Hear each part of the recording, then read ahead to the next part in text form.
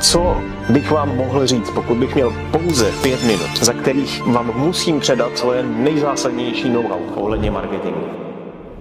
Rodiče nás úplně zkazili. Vlastnosti, které nás rodiče učili, abychom byli v bezpečí, abychom přežili, aby nás neznásilnili cizáci, tak tyhle vlastnosti jsou nám velmi neužitečné pro to, abychom se stali úspěšnými podnikateli a dobrými marketéry. Ahoj, já jsem Honza Sinici a tohle je nový video. A dneska bych vám chtěl odkrýt takzvané fundamenty, základy marketingu. Marketing ve skutečnosti není moc složitý. Nenechte si namluvit od nějakých koučů nebo mentorů, že to je hrozně složité, že to je hrozně komplexní a že to nezvládnete. Jasně, ono to komplexní je, ale abyste vy byli úspěšní v tom, že skrze marketing získáte zakázky, tak vy nemusíte být akademici marketingu. Vám stačí, když pochopíte pár velmi jednoduchých principů. Já vám ty principy právě teď řeknu, pokud budete poslouchat. Ale nejdřív dejte like tomuhle videu, dejte odběr, protože se to vyplatí. Co bych vám mohl říct, pokud bych měl pouze 5 minut, za kterých vám musím předat svoje nejzásadnější know-how ohledně marketingu? Věc číslo 1. Zapomeňte na to, co vás učili rodiče. Rodiče vás učili, nemluvte s cizinci, neoslovujte cizince. Vy musíte oslovovat cizince, o tom je reklama, protože pokud chcete získat nového zákazníka, tak musíte oslovit někoho, kdo vás zatím nezná, že jo? To dává smysl. Toho člověka musíte nějakým způsobem vyrušit. Buď ho vyrušíte tím, že mu pošlete e-mail, nebo ho vyrušíte tím, že mu ukážete váš příspěvek na Instagramu, na Facebooku, na TikToku,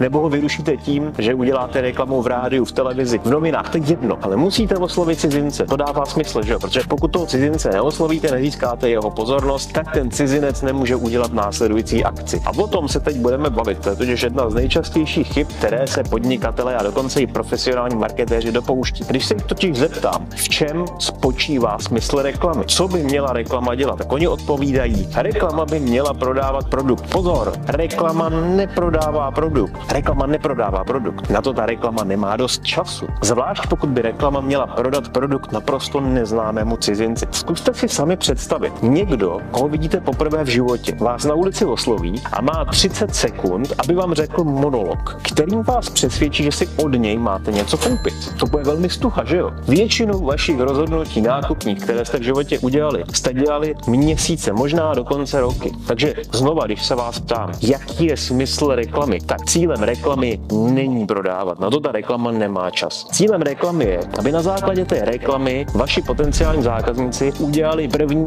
akci, která je adekvátní té expozici, která je adekvátní tomu, na co máte vlastně vy nárok. A v okamžiku, kdy to je reklama třeba na Facebooku, na Instagramu, na TikToku, někde na internetu, tak tu akci, kterou chcete, je kliknutí. Takže cílem internetové reklamy je, aby na ní lidé klikli. To je všechno. A když si tohle uvědomíte, když si uvědomíte, že cílem a smyslem internetové reklamy je, aby váš potenciální zákazník na tu reklamu kliknul, tak o tom začnete úplně jinak přemýšlet. Tu reklamu začnete úplně jinak tvořit, tu reklamu začnete úplně jinak textovat. Protože když víte, že cílem je, aby on kliknul a ne, aby nakupoval, tak dokážete napsat mnohem poutavější text. A navíc kliknutí se prodává mnohem snáze než skutečné nakupování. Že jo? Zkuste si představit následující 2 varianty reklam. Varianta číslo 1. Kupte si knihu za 99 korun, která se jmenuje První miliarda, nejtěžší. Klikněte a objednejte si knihu. Je to atraktivní? Moc ne, že jo? Vy mi vlastně říkáte, že mám klikat a platit peníze. Takže já si nejspíše tu vaši reklamu vůbec nerozkliknu. A tím pádem se vůbec nedostanu na stránku, kde bych mohl nakoupit. A nebo druhá varianta té reklamy. Ta reklama říká, odhalím 7 důvodů,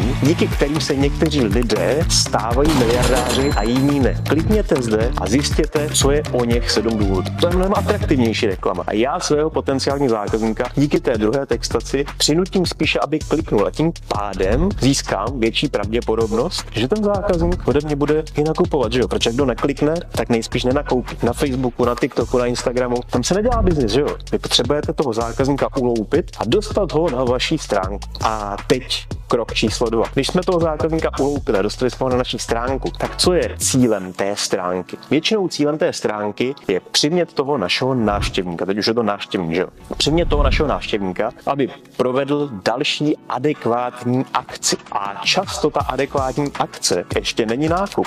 Možná, že na to se známe příliš krátce s tím návštěvníkem. Možná, že bychom mu měli takzvaně strčit do cesty nějaké jednodušší rozhodnutí než jenom nákup. A to je okamžik, kdy vstupuje do hry něco, čemu se říká takzvaný lead magnet nebo e-mailový magnet. Ještě než ten zákazník bude připraven od nás nakupovat, tak my od něj budeme chtít získat alespoň kontaktní údaje. Tím pádem, pokud ke mně přichází někdo nakupovat a mým cílem je tomu zákazníkovi prodat něco, co stojí 1000, 10 000 nebo 100 000 korun, tak pravděpodobnost, že to ten člověk udělá právě teď, po tom, co kliknul na nějakou reklamu nějakého neznámého cizince, mě, tak ta pravděpodobnost, že on něco nakoupí, co bude stát 1000 korun nebo 100 000 korun, je skoro nulová. Ale pravděpodobnost, že si ode mě zdarma něco stáhne, například e-book nebo nějaké výukové video, je docela vysoká. Ať jsem konkrétní. Konverzní poměr takovýchto e-mailových magnetů bývá 30 až třeba 70%. To znamená, že místo toho, abyste na vaší stránku z vaší draze zaplacené reklamy získávali akorát návštěvníky, kteří přichází a hned zase odchází, protože ještě nejsou připraveni nakupovat, tak od 30 až 70% těchto návštěvníků získáte kontaktní údaj. A teď to nejlepší. Výměnou za ten kontaktní údaj tomu zákazníkovi poskytnete něco, co ten zákazník, až z té vaší stránky nakonec stejně odejde, bude studovat. A vy díky tomu získáte nejenom kontaktní údaj, ale vlastně si koupíte pozornost toho vašeho potenciálního zákazníka na další minuty nebo hodiny, kdy ten váš materiál zdarma bude studovat. Materiál samozřejmě musí být dobrý, spíš by měl být špičkový, protože ten vám následně otevírá cestu k tomu, co vás skutečně zajímá, a to je prodej. A v okamžiku, kdy máte kontaktní údaj na toho zákazníka, tak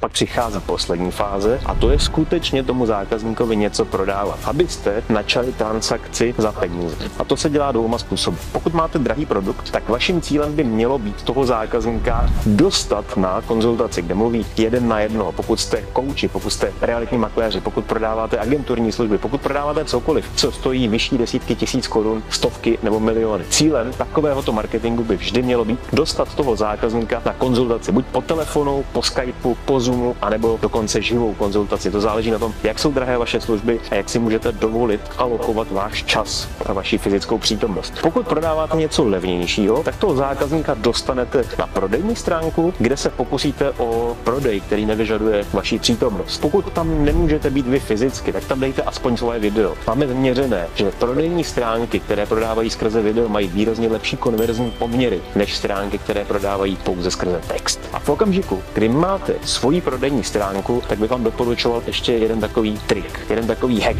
Udělejte si tam něco, čemu my na Konverskách říkáme dvoukrokový objednávkový formulář. Z našich dat totiž vyplývá, že pouze polovina lidí, kteří začnou vyplňovat objednávkový formulář, jej dokončí a zaplatí objednávku. A co se stane s tou polovinou lidí, kteří nic neudělají? Na klasickém webu se s nimi nic nestane. To jsou lidé, kteří začnou vyplňovat formulář, utečou vám a vy na ně nezískáte vůbec nic, ani nevíte, že se to stalo a už vůbec na ně nemáte kontaktní údaj. V Konverskách máme takzvaný dvoukrokový objednávkový formulář, kdy v prvním kroku necháte vašeho zákazníka vyplnit jeho nacionále, e-mailovou adresu a telefon a teprve v druhém kroku chcete, aby zákazník zaplatil. A v okamžiku, kdy ten zákazník nedokončí tu transakci, nedokončí tu platbu platební kartou nebo nedokončí objednávku, tak Konversky vám automaticky tomuto zákazníkovi pošlou upomínku a výzvu, aby se vrátil zpátky na stránky a mohl tuto transakci dokončit. Tadyhle ta blbůstka, tadyhle ten triček, tadyhle ten hack zvyšuje konverzní poměr až o 25%. A 25% to je hodně peněz. To znamená, že pokud za rok realizujete transakce díky vašemu objednávkovému formuláři v hodnotě 10 milionů korun, tak tohle,